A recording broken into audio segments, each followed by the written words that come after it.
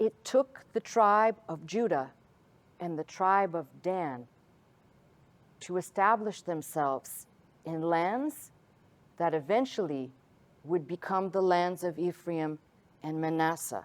And you tell me that God didn't have a hand in guiding all this.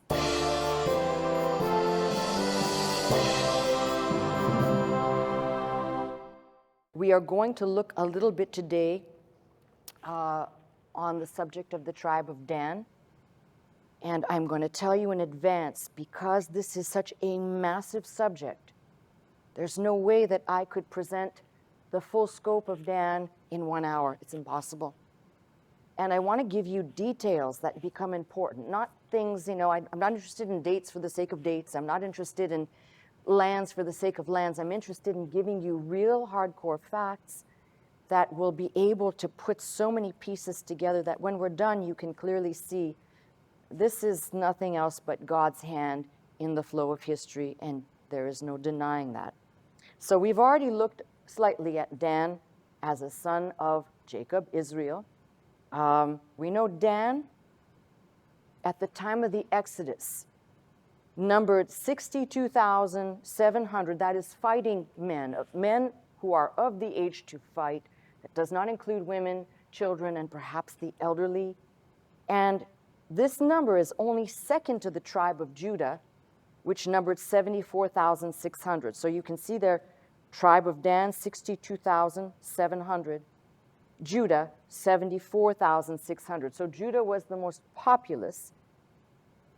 And this becomes an issue for many people, which I hope to explain. But Dan was the standard bearer for what is the second largest camping number, in total of 157,600. If you compare that to Judah's camp of 186,400. So we're talking about big numbers within the camp. We know that Dan was the rear guard and second in line of command. We also know, as I've already explained in previous messages, because of Dan's location, specifically the coastal dwellers, they had close ties, and we know this. They intermarried with various groups. The Bible even says this. We see them with Philistines. We see them with Phoenicians. I don't think they had any limitation on who they mingled with, but specifically they had no problem mingling with their non-tribe of Israel neighbors, all right? Now, we know from the biblical account that Reuben, who should have been in the first place, forfeited his place because the Bible says he defiled his father's bed. We know that Simeon and Levi, who would be the next in line, they had, we'll call them anger issues, okay? If you don't know about them, you can read it in your own time. So basically, they lost their place. That puts Judah in the, we'll call it number one son. The law of primogeniture basically is the firstborn, but it put Judah into that first place and basically put Dan into the second place. So what do we know about Dan? And there are several things that are said. One of them, something so it leaps out at you, because we have this common nomenclature of the tribes of Israel, but right there, Genesis 49:16, Dan shall judge his people as one of the tribes of Israel. That's just baffling. Now, many people have said there is potential that the verbiage tribes of Israel was added later. We'll investigate that when we do a translation, but I just want you to look at that. Next, what is said of Dan? I want you to take a look. In 17, Dan shall be a serpent by the way, an adder in the path that biteth the horse heels, so that his rider shall fall backward. And something strange that comes after it. I have waited for thy salvation, O Lord. And there is much debate over how, again, this should be understood. But there's one thing in here that's kind of strange, and that is the Hebrew word for what is a horn, basically a horned viper. And it could also entail a sidewinder. That describes the path, perhaps, that Dan took as he traversed the left, leaving the Levant traversing the Mediterranean, ultimately ending up in the far-flung corners of the earth? Yes, absolutely. But there may be another implication that we'll pick up a little bit later regarding the horns, and it's not about Satan, so don't even go there. All right. Now, let me show you something that is equally interesting. Before I turn away from this, because I don't want to go back and forth, I want you to look at verse 9 and see what is said of Judah. It says, Judah is a lion's whelp. You read that, right? Okay, if you turn with me to Deuteronomy 33 and verse 22, it says of Dan, Dan is a lion's whelp. I am going to show you something really kind of interesting. Now, it's said of both of them, except in this particular verse, there's something else that said, he shall leap from Bashan. Let me show you something. And I will try and do this logically. Sometimes it's really hard to explain something right in the middle of something else because you can lose everything that I'm trying to do. But let me try and show you this. Forgive me, this is a National Geographic map. And if you look carefully, here is Bashan right here, but also Bashan can be synonymous with Mount Hermon. They are in the general area. And what's interesting is you can see it says here East Manasseh, even though Tel Dan is there. So what does that mean? Well, let me give you a few weird ideas. Because in many instances, Bashan, as I said, is sometimes referred to as Mount Hermon. And when they excavated Mount Hermon, they found over 20 plus temples. And they were strange temples. They were not the normal type of temples that one would think of finding. And there is an idea there, when I say this, maybe for some it will connect the dots. Hermon has been interpreted by some to mean he of the stone heap. And this will connect us with all of those stones, those large megaliths, potentially, that we find elsewhere littered across the earth. It may be from this Genesis, from this area, that we begin to understand what on earth are those stones for. So I'm just putting that in there. These are pieces of information we have to revisit when we get further enough along to be able to talk about this, which we're not there yet. So the other thing that we do know about Dan is from the passage, do not turn there, in Judges. While there is a battle raging, it is asked, why is Dan remaining in ships? And there's a lot of hypothesis here, whether Dan was uninterested in getting involved in bloodshed and warfare with his brethren, or whether they were preoccupied with their seafaring and about to take off and depart, which I tend to lean towards they were actually departing at that time, because the timeline is very close to, we can follow the trail of these people as they take off, and where they appear again, the timeline is pretty good to assess that way. Now, this is a lot to take in at one time, so let me just say to you, there's a connection. Obviously, Dan and Judah are sons of Jacob, who becomes Israel.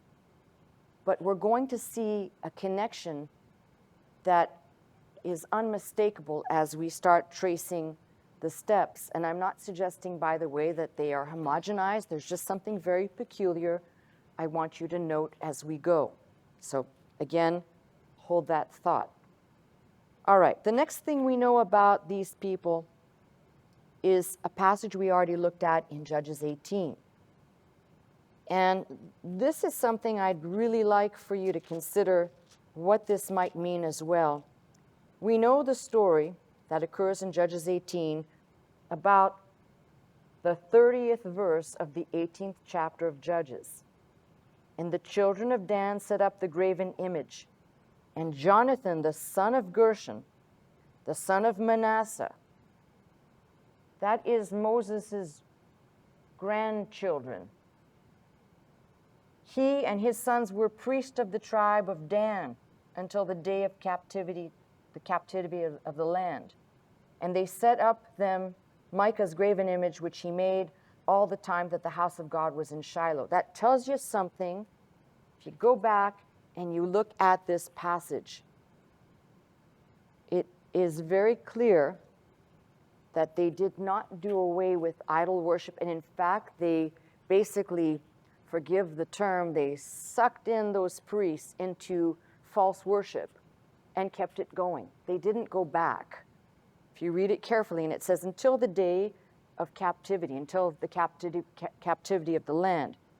So that is a very important point, and I'll tell you why. It says that the descendants, these priests, participated in the perpetuating of false idol worship. Don't just think, oh, they did it at Dan and Dan was responsible. They sucked other people into that. Just think about that, and the ramifications of that are pretty big. So we've got the reference there, and I don't think I have enough time, and I'm worried to take the time to read the passage. So at your own leisure, please go back and read Judges 18 all the way through. It might make more sense to you after I'm done anyway. But that gives you insight.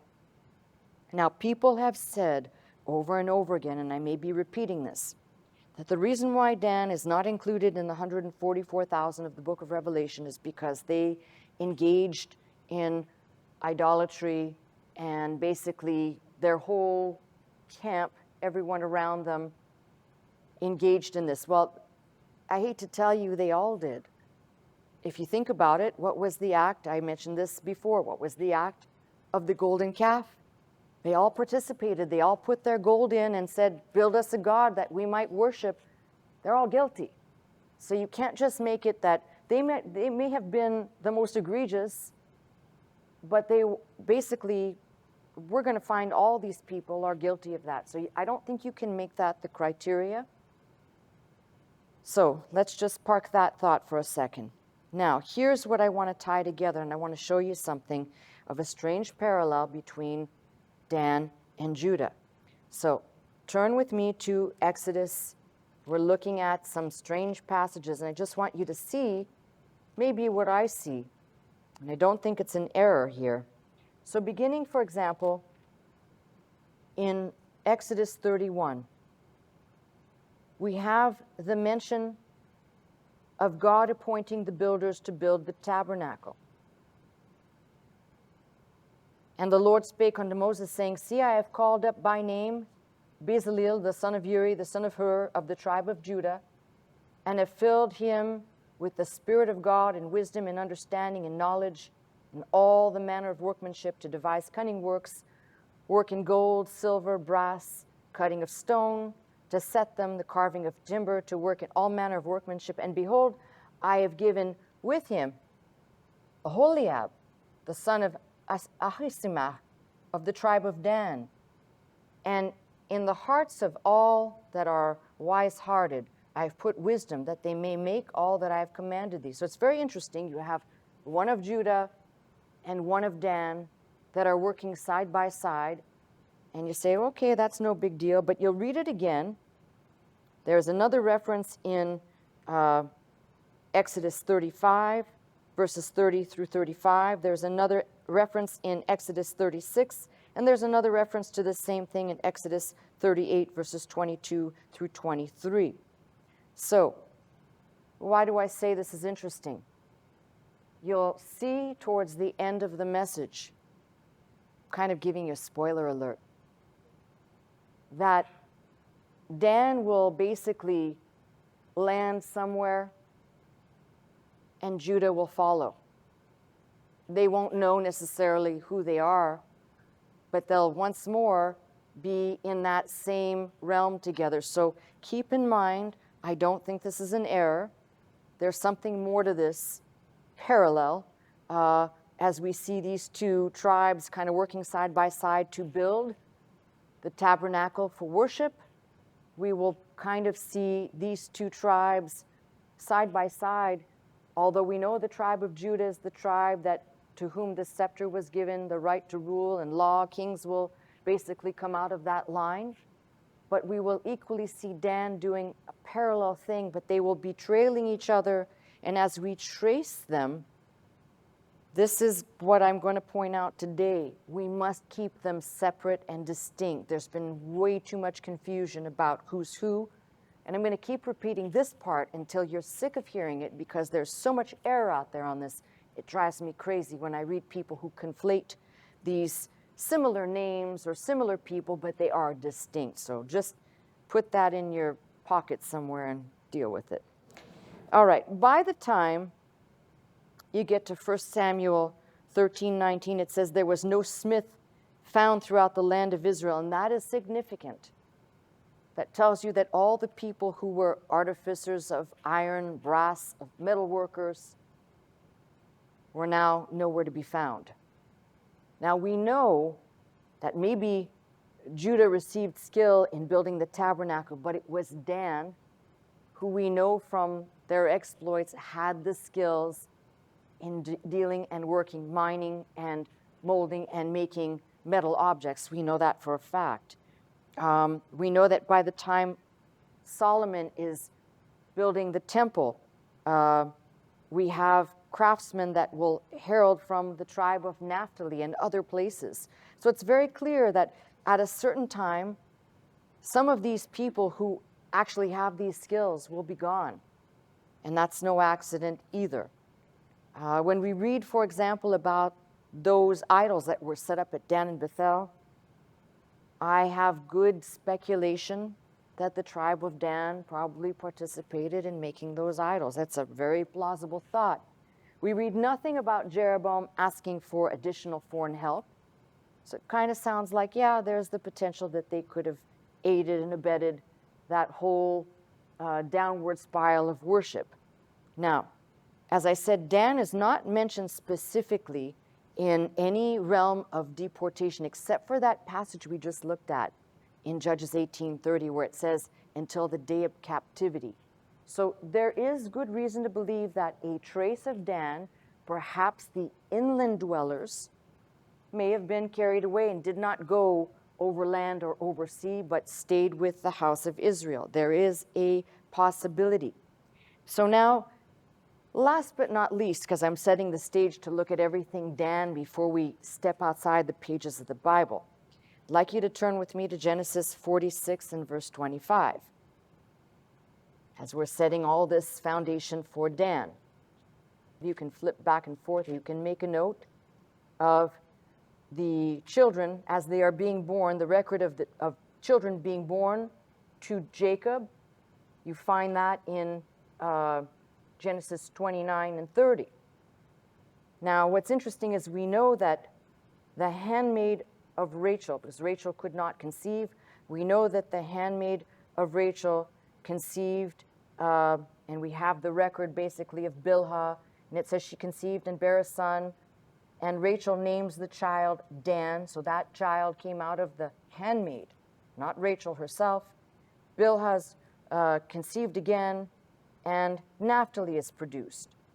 Now that's the record we have of those children coming out of, forgive me, her loins, his loins, I don't know what's appropriate to say there, all right?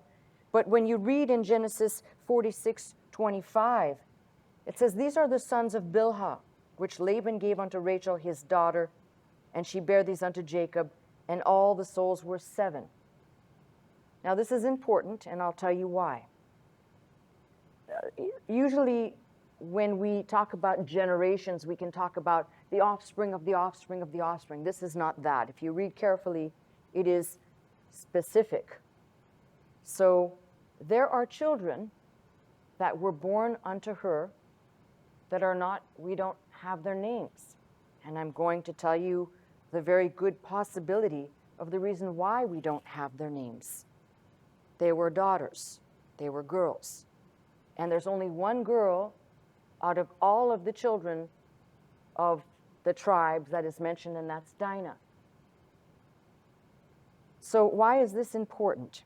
Because if you keep reading, you'll see that we have the mention, for example, of, I think it says here, See, the sons of Leah, which he bare unto Jacob in Padamaran, and his daughter Dinah, and all the souls of his sons and daughters were 33. But you don't read that in the record in Genesis 30. Do you understand what I'm trying to say? So there's good reason when you look at this, don't go, this may be successive generations. These are children that the likelihood they are daughters is very strong, or that these were born at a much later date because they lived longer. Who knows? But I'm leaning heavily on the fact, if you read all the genealogies, except for the genealogies that are recorded in the New Testament to show the lineage either from Adam to Christ, which includes women, but the records were done distinctly to show male children and heirs, all right, to basically establish the pattern. So why am I pointing this out?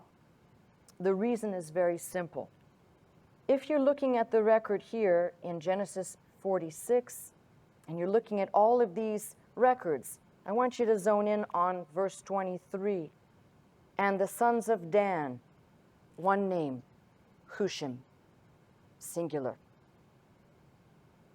Now you tell me, because I just told you that the tribe of Dan was second in number to Judah and its mass population. You tell me that one son can produce a tribe.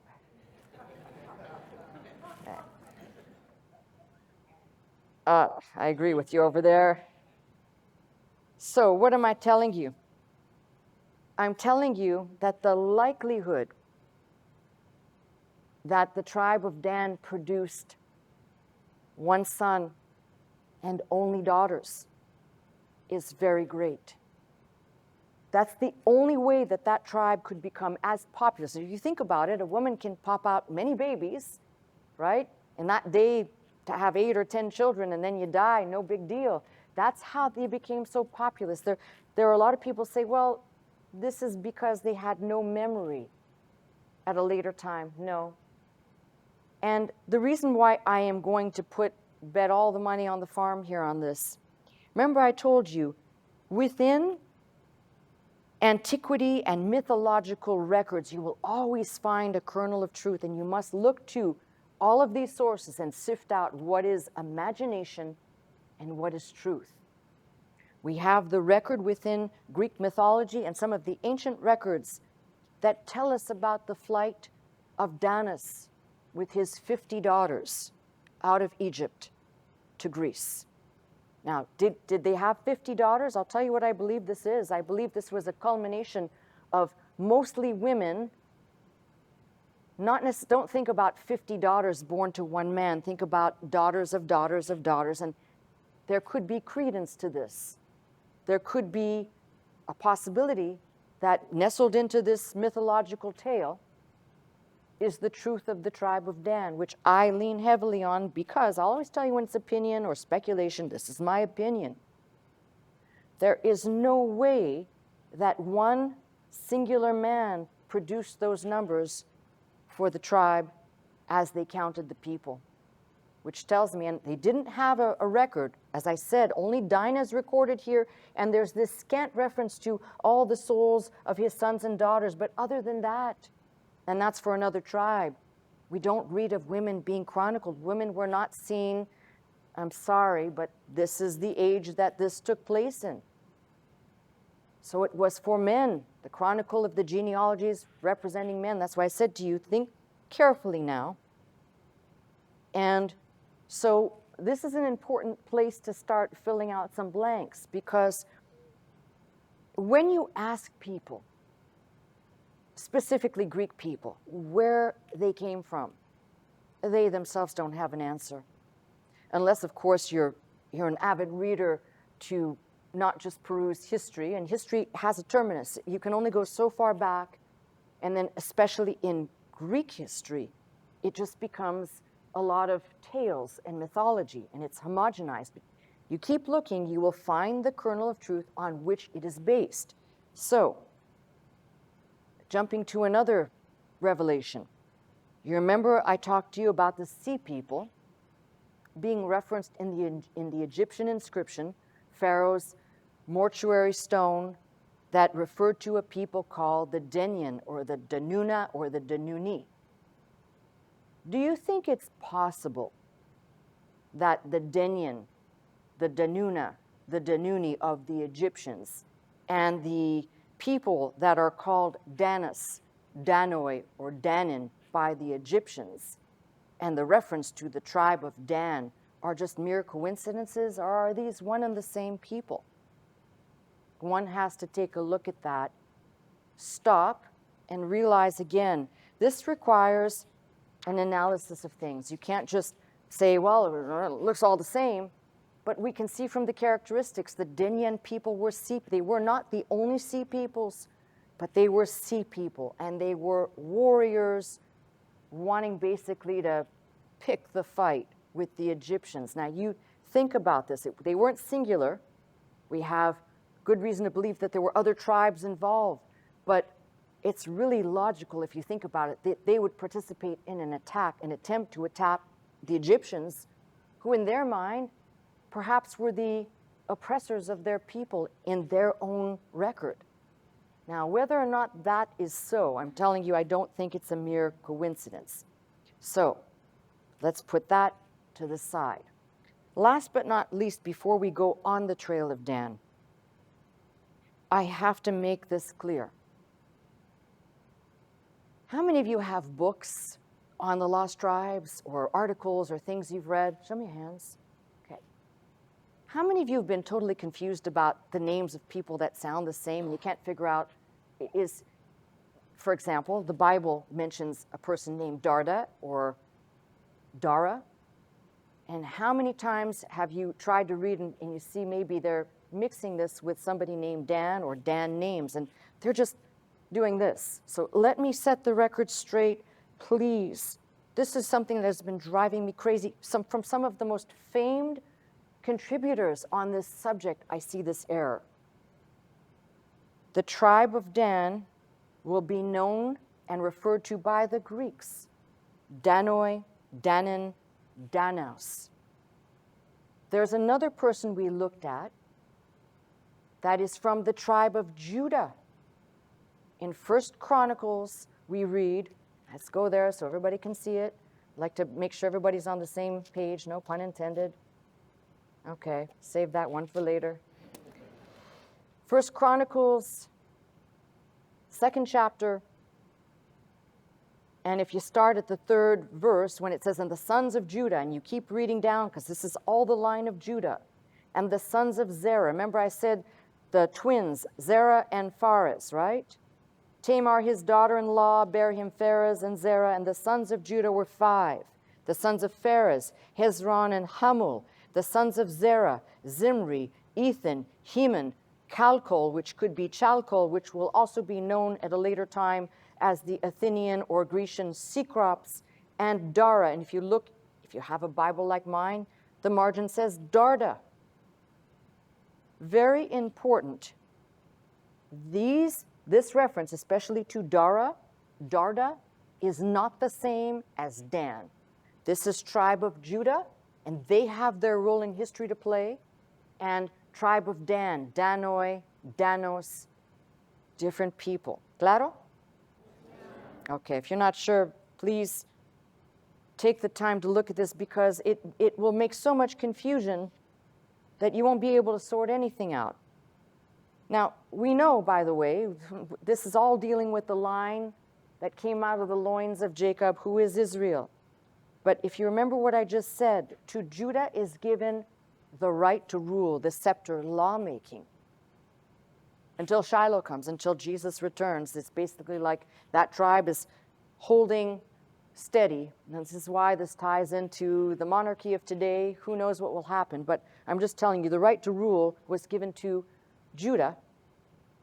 Dan will have some similar character traits. They may even, in their tribal structure, they will set up their own kings, but they're not the kings that we're going to look at out of Judah. So don't get these confused. The Dara, Dardanus, whatever you want to call it, will be the line. This line out of 1 Chronicles 2nd and verse 6, the Dara or the Darda. that line will be the line that will eventually end up in what is called Troy.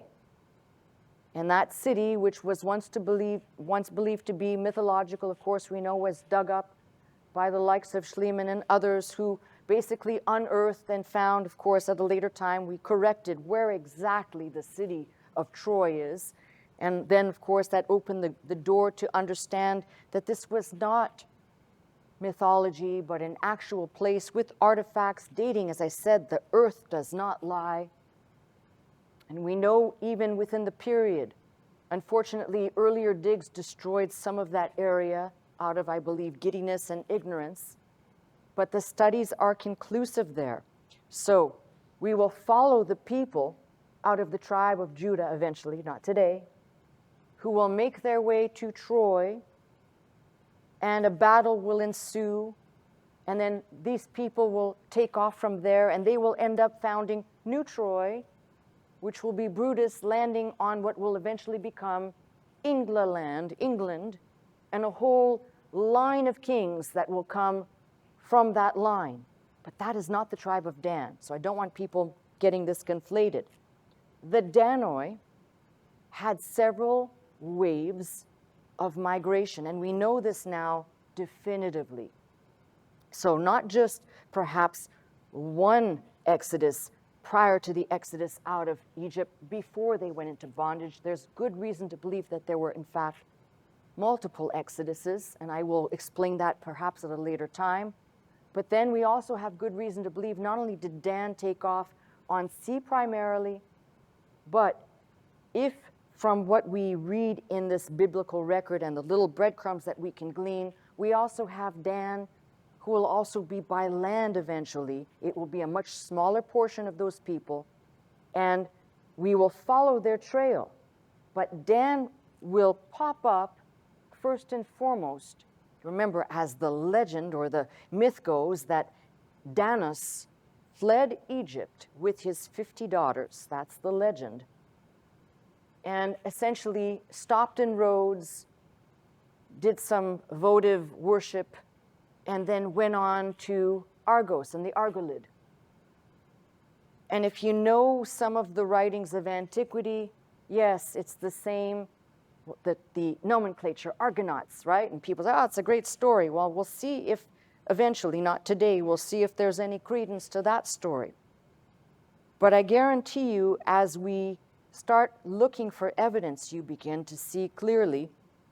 For example, historians such as Will Durant, in his book, and I took the liberty to quote.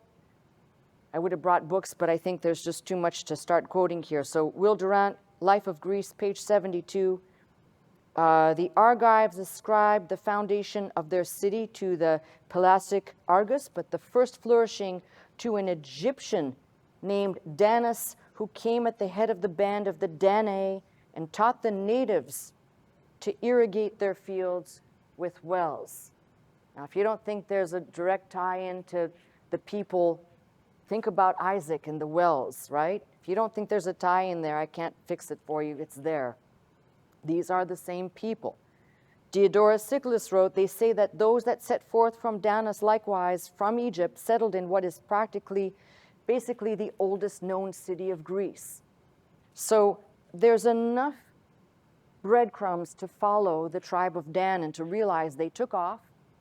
And if we're just talking about perhaps those by sea, we know that before they got to where they went, there's another band that pops up in Cyprus.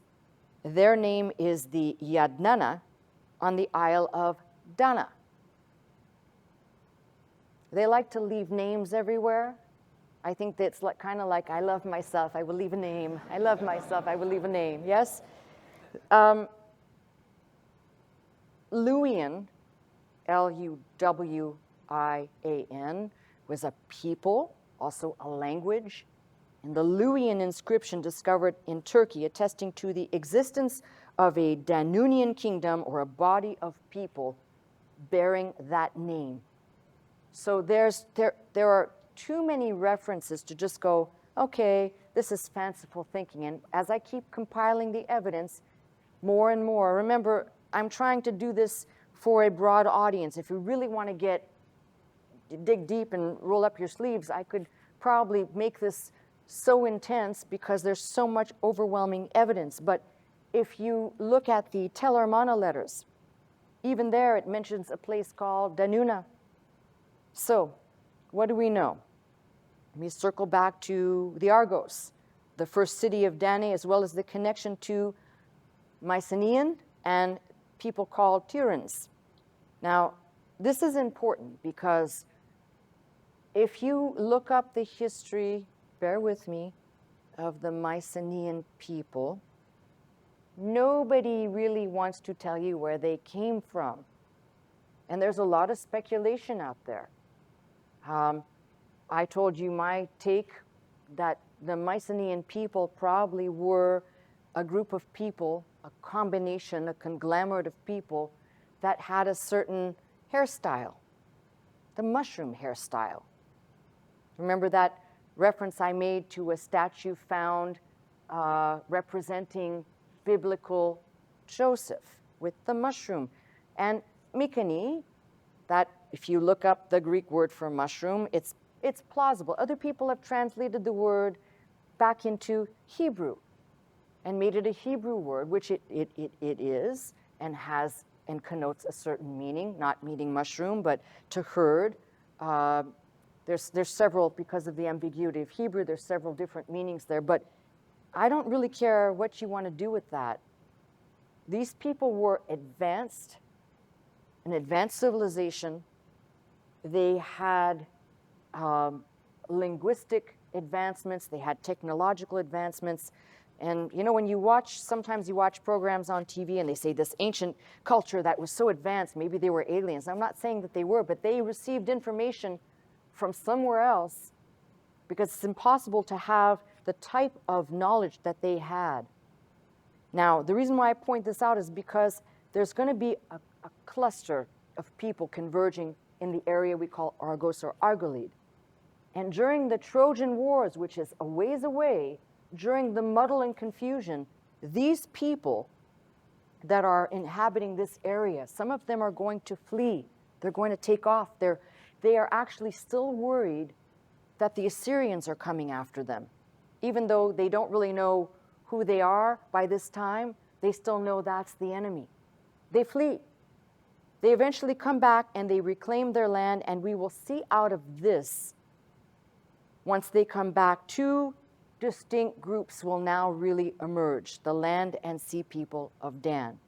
So for now, we're going to focus, as I said, on the sea people.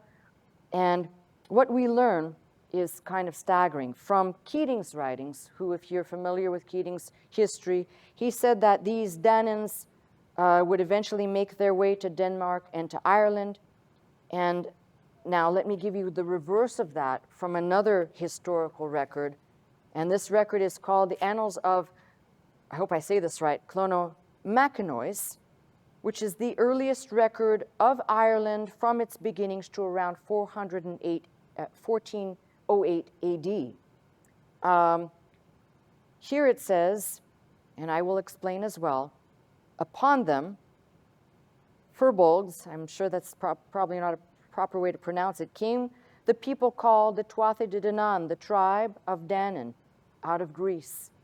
Being a branch of the same stock of the Firbolgs, were of and kinsmen during the time of that these people reigned in Assyria. During the space there were 3 monarchs. So they're describing a period of time.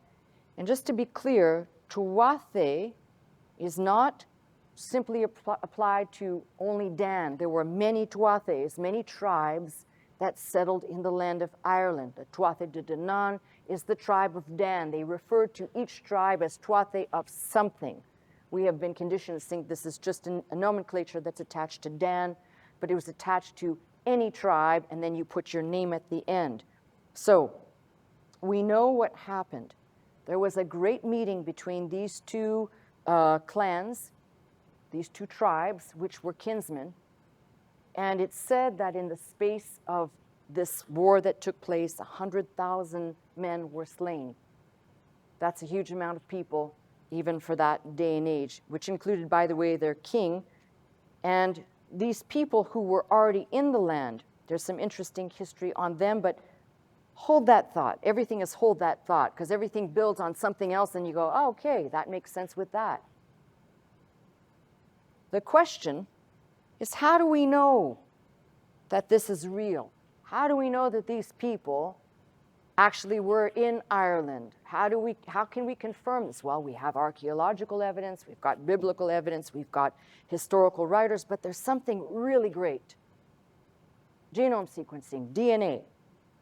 This was performed at Trinity University in Dublin and Queen's University, and it reveals something out of this world. Not really. They analyzed the remains of a 5,200-year-old Irish farmer that revealed, through this, 2 waves of migration to the island in the past millennia, and their findings of this analysis reveal that the population of Ireland was closely related to other populations of Europe, but especially of Spain and Sardinia. The ancestry behind these people migrated from the Middle East. That's from the scientific world. This is not somebody who's a Bible believer. This was analyzed by outside sources as well. Another study examined the remains of 3 men from approximately 4,000 years ago, Bronze Age. This reveals another migration. This time, this shows you these 3,000-year-old, 4,000-year-old remains came from Eastern Europe and basically had traces from the Russian steppes. That proves to you that we have basically land. Those were the land people that mingled with other people that you can start sorting out who they mated with. And it becomes obvious that these are people that came by land and ended up in Ireland, and the ones that came by sea. So very clearly, as you begin to analyze the DNA, and then, of course, if time permitted, I could stand here and tell you about the vast archaeological discoveries, which are too many. There are so many that it's overwhelming. In your own time, please take the time to investigate if you'd like to do so. From one of the oldest texts coming out of Ireland, Leabar Gabla, I'm sure I'm not pronouncing that right either, or the Book of Invasions, as I'd prefer to refer to it as, much easier to pronounce, gives insight into what the settlers who came from what we call today Spain, that settled in Ireland. Now, let me take multiple steps back. Remember, I just was telling you about how the Phoenicians had established many different areas, but specifically that hub of Cadiz. And that area, basically, that is the last earth link, if you will. It would be the most plausible place for any person traversing the rough seas to stop before continuing on. So there's no doubt, again, I want you to think tribally, that these people would have stopped there, would have undoubtedly, some would have stayed, some would have found people to mate with, which describes why the DNA is commingled. We can trace this unequivocally. And as I said, there's a lot of interesting facts around Spain, which in antiquity bore a different name. You've heard of Iberia, bore a different name, and that name we know came from, trace back all of the areas around there, Ebro, the Hebrides, all coming from the name Heber, which is the name basically referring to the Hebrews. So we have so many threads being attached. I'm sorry, but at some point when you start to trace biblical names and you start to trace all of these breadcrumbs, and we're talking about not something very, oh, it's a random one here, but so many of these. And then you've got the archaeological digs, specifically at Cadiz. That's the one that I focused on because it's got the most information. We have absolute reason to believe that these folks stopped there on their way. There's a commingling, of course, with the Phoenician people. There's probably a peppering of Philistine people, but you've got it all peppered in, and then once they take off, from that area, and if you understand the geographical difficulties, they would have to stop there.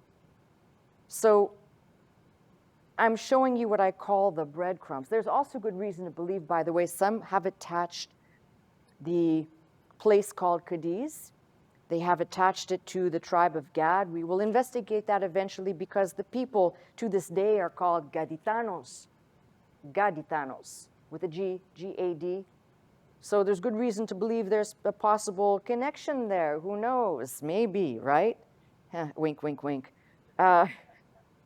But all this is also going to be important for us to understand, because there will be a massive war that will take place, the Punic Wars, and when Carthage and the territory assigned geographically to Carthage, basically with that demise, there's going to be another wave of people that we're going to see emerge. So all of these, what I call breadcrumbs, add to, we'll call it the depth, to see that we're looking at a people who, unbelievably, if you start looking at, as I said, the places, Hiberni, Hibernia, Iverni, Erin, the Hebrides, and you start making this connection, not only that, but you see the names of the tribe being peppered, and I'll refer to those shortly, but it's impossible that you wouldn't recognize and see these people spread their name as far as these shores, the Danube,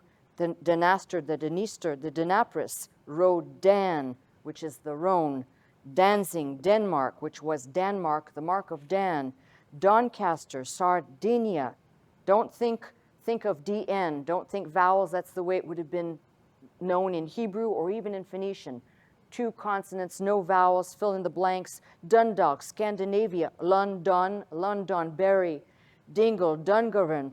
The list goes on and on and on of how they deposited their names. And then, of course, I could keep going on that, but I think you get the idea.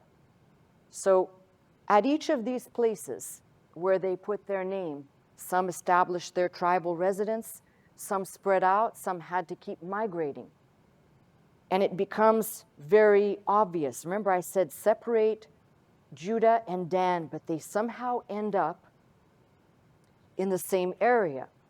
Whereas we know that those people from Judah that ended up first in Troy and then ended up founding New Troy, that's Brutus who ends up founding New Troy that becomes England later, they will equally end up landing, these tribe of Judah people will equally end up landing shortly after, years after, the tribe of Dan, the Tuatha De Danann, lands in Ireland. The Milesians will show up. And again, don't think it's an accident that Judah and Dan are always somehow in this connected realm. They have traveled as separate and distinct. They share the common father and the common seed, Israel. But if you think that's some error, think twice. And if you begin to study the history of the peoples landing in Ireland, there are basically 5 groups, 5 tribes, 5 major tribes that landed in Ireland. And the first one is interesting. If you remember several messages back, I mentioned the Newton stone with the mention of a Partalion. Well, the first clan that settles Ireland, or settles in Ireland and establishes itself, is the clan belonging to one Partalion. And we know that they came by way of Spain. Again, they all had to come that way. Or even if they traveled over land, at some point you've got to travel to get there. There's no way to get across. Eventually you have to come by sea. So we have first this group of people, which if you read their history, it says they originated in Greece. Think about that. The second group of people, which are the Namidians, about 130 years after the first group, these people also came by way of Spain. The next group, about 270 years later, the Furbolg group, and they are connected, they are common ancestors, again, back to this common stock. The fourth tribe coming would be the Tuatha De Danann, the tribe of Dan, and the last one to come would be the clan Namiel, or the Milesians. So you begin to see this history. Now, if you want to do this in reverse, look at Ireland's most recent history, say the last 200, 300, 400 years. I know that's not that recent for most, and work your way backward and see what you find. And you're going to be hard-pressed because, again, we're going to encounter a lot of mythology and a lot of lore. And I told you, you always have to go back and sort out between these things. Now, if you go to the writing of Saxo, I believe his last name is Grammaticus, who was a historian of about the 1200s, and he wrote basically the history of the Danes. And within that, he himself basically says, and remember, he says he was using older source material, and he states the material, and he says, this Tuatha De Danann is none other than the Danans and the tribe of Dan, heralding from the house of Israel. So it's important for us to keep digging these details out. I just gave you a really, when I say a very generic overview, because I would like to spend the time to look at what happens from the Danans and the Argolid, that whole, maybe we can piece together a little bit of the history and figure out what happened. I'm not interested in getting to the micro details, but I want to show a little bit of that history to then show a complete migration so we can wrap our minds around this. And don't think that Dan will end up, that this is the terminus. They end in Ireland. We know, we have very good evidence to know that that's not the terminus. But if we're going to talk about archaeology, if we're going to talk about DNA, if we're going to talk about things that can substantiate and confirm what I'm talking about, the evidence is there.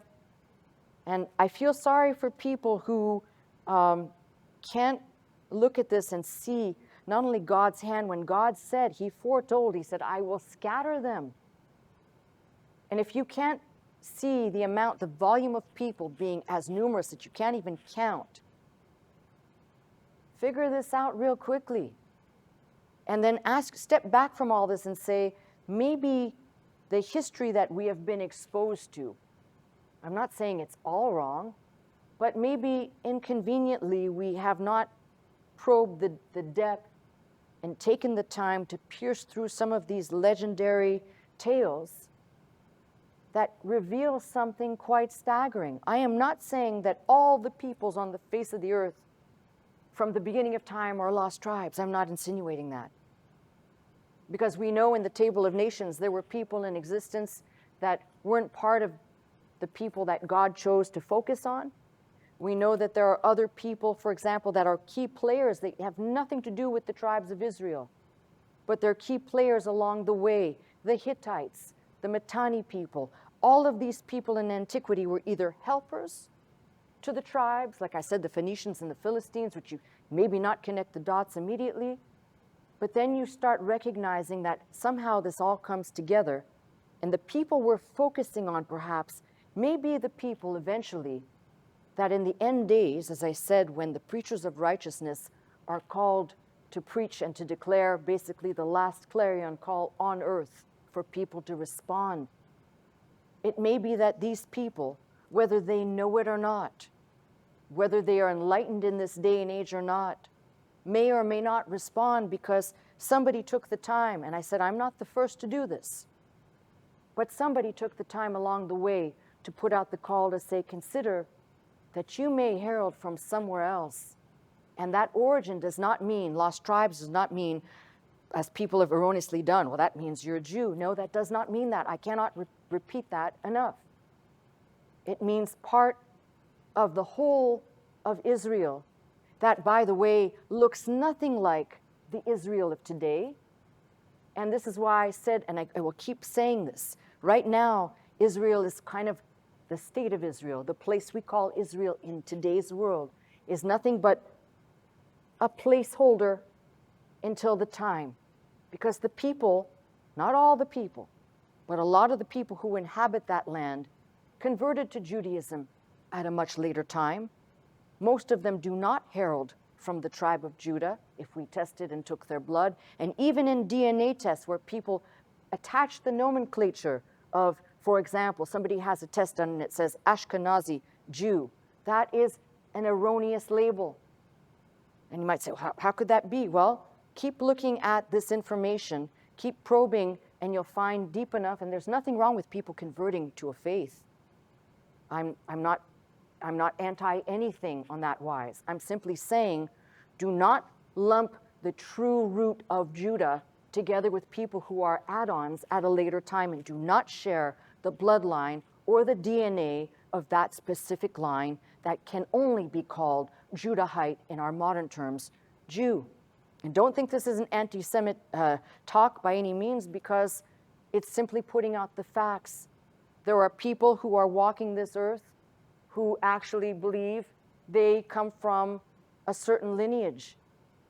And even in clarity, if you put this right in front of them and said, this is what it is, they still would say no, because somebody told them in their line, in their family tree. Forget about, as I said, doing a DNA test. I'm not recommending, don't rush out and do that, please. Your information is stored and probably will be used against you in a day when you are unaware of it. Trust me, even as a law-abiding citizen. That's my advice to you, by the way, and you could say, well, that's crazy, but I'd rather be safe than sorry. But what I am saying to you is consider this, one last thought. It took the tribe of Judah and the tribe of Dan to establish themselves in lands that eventually would become the lands of Ephraim and Manasseh. And you tell me that God didn't have a hand in guiding all this. We still have to look at the Celtic culture. We need to look at the people who will eventually come out of this mess as Danes, as Angles, as Jutes, who form the foundation, those Germanic tribes of what will become England. We still need to look at the people who are of interest to me specifically, because I've seen enough and put enough together here to know that people have a very bad understanding of just who the Vikings were and why they are important. There's a whole bunch of information here that once you start peeling it back, you realize you can engage in, as I said, lore and legend, or you can pierce through that to find the kernel of truth, to recognize that God had a hand in all of this dispersion, and he will have a hand, much like he did at the Tower of Babel, in scattering. He will have a hand in gathering in the last days, and this all becomes an important part of that gathering. So I hope you will come back and listen to the next installment of what we're doing here, but in the meantime, that's my message. You've been watching me, Pastor Melissa Scott, live from Glendale, California at Faith Center. If you would like to attend the service with us Sunday morning at 11 a.m., simply call 1-800-338-3030 to receive your pass. If you'd like more teaching and you'd like to go straight to our website, the address is www.pastormelissascott.com.